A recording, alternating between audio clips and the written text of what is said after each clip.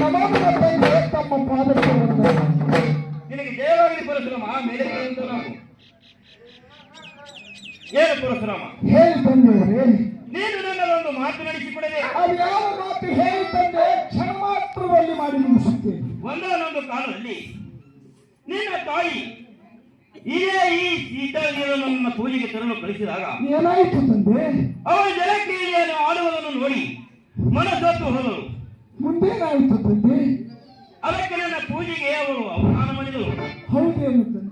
ಅದಕ್ಕೆ ಅವಳು ಇದೇ ಬೆಟ್ಟದಲ್ಲಿ ಕಳೆದುಕೊಂಡು ಒಯ್ದು ಕಳೆದು ಸುಟ್ಟು ಹಾಕಿ ಬರಬೇಕು ಪರಶುರಾಮ.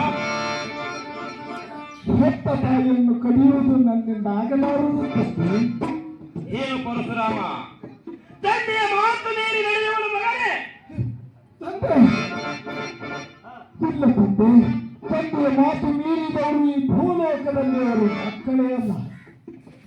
ಆಗಲಿ ತಂದೆ, ತಾವು ಹೇಳಿದಂತೆ ನನ್ನ ತಾಯಿಯನ್ನು ಇದೇ ಬೆಟ್ಟದಲ್ಲಿ ಒಯ್ದು ಕಡಿದು ಸುಟ್ಟು ಹಾಕಿ ಬರುತ್ತೇನೆ. ನಾನು ಮರಳಿ ಬಂದ ಮೇಲೆ ಬೇಡಿದ್ದು ನೀವು ವರ ಕೊಡಬೇಕು ತಂದೆ. ಪರಶುರಾಮ, ತಂದೆ 3 ವರಗಳೇಕೋ 10 ವರಗಳನ್ನು ಕೊಡಬಲ್ಲೆ. ಹಾಗಾದರೆ ಕೊಡುವಂತವರ ಹೇಗೆ ಬರಲಿಕ್ಕೆ ಆಶೀರ್ವಾದ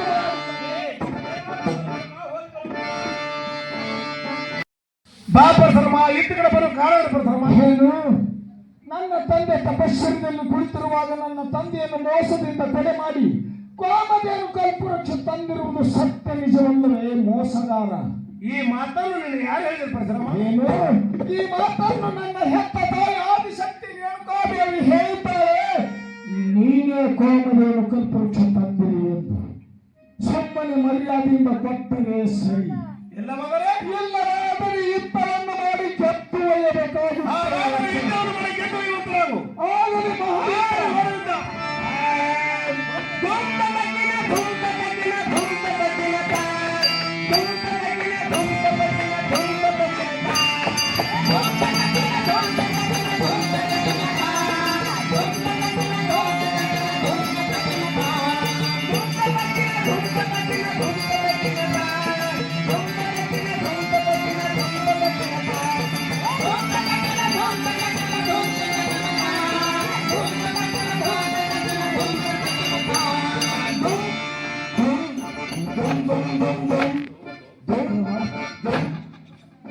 ಕಾರ್ತಿಕ ವೀರಾರ್ಜುನ ಕಡಿಮೆ ಮರಣ ಹೊಂದೆಯೋ? ಇದೇ ಕಾಮಧೇನು ಕಲ್ಪವೃಕ್ಷದಿಂದ ನನ್ನ ತಂದೆಯನ್ನು ಎಬ್ಬಿಸುತ್ತೇನೆ. ಜೈ ಭದ್ರಂಗ. ನಮಸ್ಕಾರ ಕಾರ್ತಿಕ ವೀರಾರ್ಜುನ.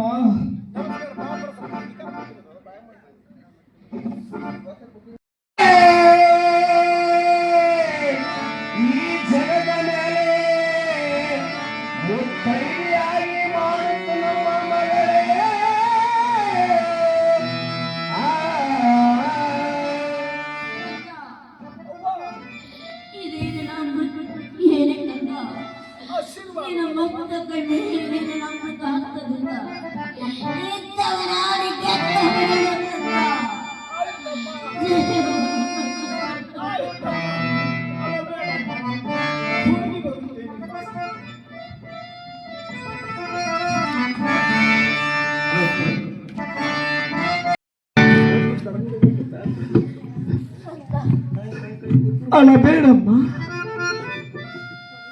ಅಳಬೇಡ ತಾಯಿ. ಯಾಕಮ್ಮ? ಹೇಳು ತಾಯಿ.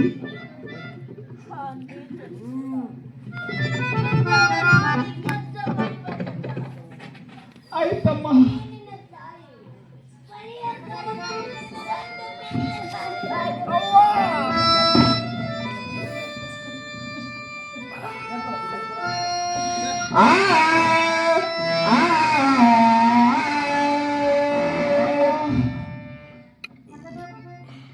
ನೀಚನ ಕೂಡಿ ಇದ್ದರು ನಾಡಿ ಜತ್ತು ಮನೆಗೆ ಬರುವವರೆಗೆ ತಾಯಿ ನೀನು 1 ತಿಂಗಳ ಬಳಿ ಕರ್ಮನೆ ತೆಗೆದು ಈ ಭೂಮಿಯ ಮೇಲೆ ರಂಡಿಯಾಗಿ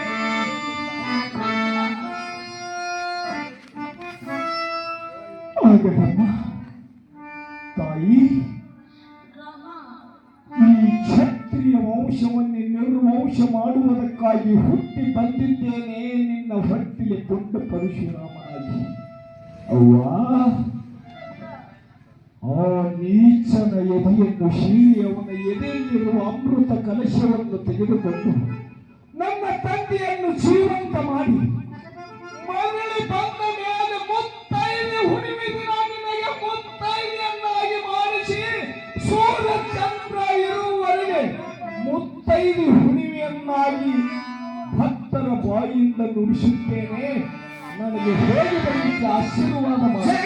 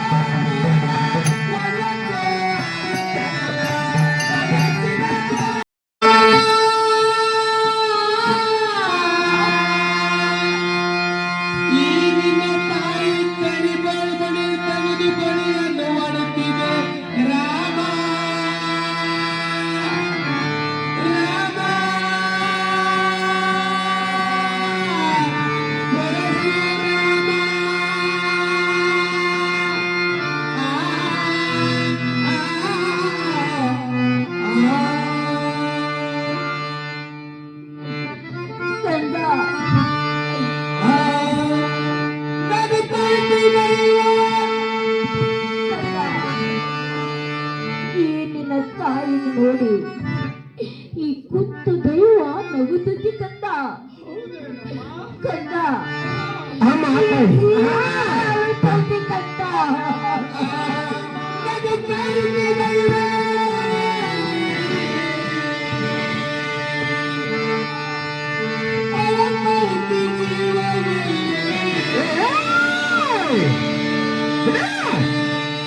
ಹೌದಪ್ಪ.